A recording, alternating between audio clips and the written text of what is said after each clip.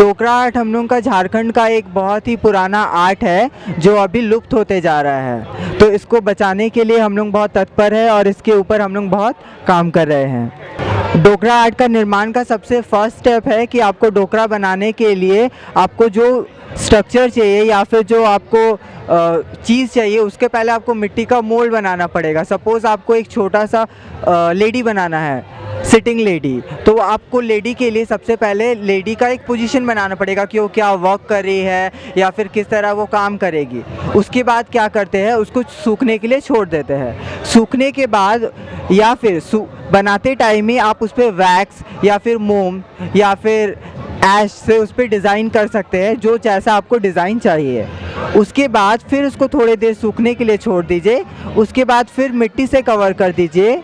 मिट्टी से कवर करने के बाद वो जब पूरी तरह सूख जाएगा तब उसके ऊपर एक कटोरे के टाइप का आकार बना दीजिए, जिस पर आप मेटल यानी पीतल को डालेंगे। जिससे क्या होगा कि वो भट्टी पे जब जाएगा तो वैक्स या फिर मोम आप जो भी डिज़ाइन किए हैं वो वैक्स गल कर निकल जाएगा और उसकी जगह पे मेटल गल के चला जाएगा, जिससे वो डिज़ाइन जिस तरह आपने बनाया है वो डिज़ाइन उस पर हूबहू आ जाएगा। इस तरीक़ा से डोकरा बनता है। लेकिन इस पर कठिनाई क्या है कि आपको अगर एक डोकरा पीस का 10 पीस चाहिए होगा तो आपको 10 तरह का मोल्ड बनाना पड़ेगा, क्योंकि लास्ट में डोकरा का प्रोसेस होता है कि जो आपका स्ट्रक्चर है वो डोकरा मिट्टी के अंदर होता है, जिसको आपको तोड़ के निकालना पड़ता है, जिससे वो मोल्ड ख़राब हो जाता है, जिससे उस मोल्ड पे आप दोबारा काम नहीं कर सकते। इसी कारण आपको जितने पीसेस चाहिए होंगे आपको उतना ही मोल्ड बनाना पड़ेगा। कुछ जगह पे सरकार इसको कंजर्वेटिव कर दिया है और कुछ कुछ जगह पे सरकार इसके लिए वित्तीय सहायता भी देती है, या फिर आर्टिस्ट को बचाने के लिए या इस आर्ट को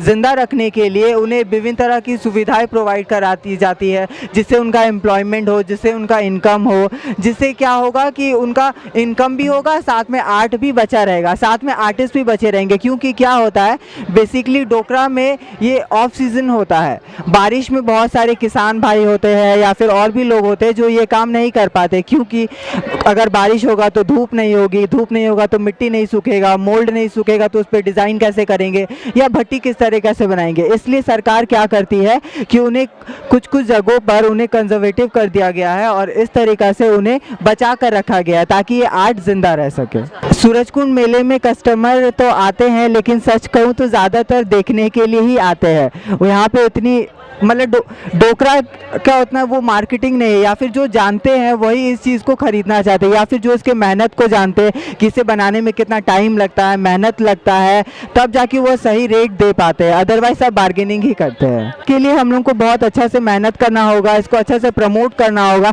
ताकि सब लोग को तक इस बात को पहुँचाया जा सके कि जो कीमत इसका निर्धारित किया जाता है डोकरा का, वो असल में कीमत कम ही होता है। क्योंकि आप अगर इसके मेहनत को देखें, इसके काम को देखें, तो उसके हिसाब से कीमत बहुत कम होती है। सभी लोग समझते हैं कि अगर आप यहाँ आए हो तो ज़रूर कुछ ज़्यादा ही दाम लोगे, लेकिन ऐसी बात नहीं होती है। अगर आप इसके मेहनत को देखें तो आपको दाम कम ही लगेगा।